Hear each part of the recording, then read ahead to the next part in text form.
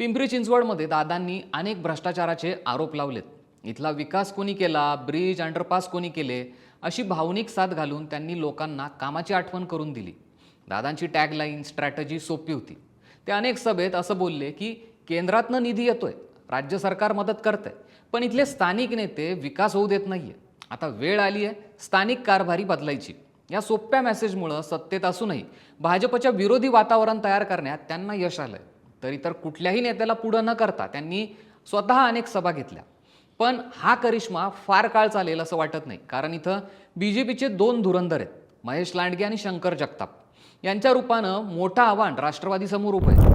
महेश लांडगेंनी या आरोपांचा चांगला समाचार घेतलाय. ते म्हणाले की 30 वर्ष झाले तुम्हाला इथला कारभार करताना, तरीही तुम्हाला 128 जागाही इथं उभ्या करता आल्या नाहीत. त्यामुळे बीजेपीचे हे आमदार दादांसमोर मोठं आव्हान उभं करताना दिसत आहेत. पण अजितदादा पुण्यातच ठाण मांडून बसलेत. यातूनच ते पुण्याबद्दल किती सिरियस आहेत हे समजलंच होतं. यातूनच सुरुवातीच्या काळात PCMC मध्ये एवढे उमेदवार आले होते की ज्यांना उमेदवारी मिळाली नाही ते भाजपमध्ये गेले होते.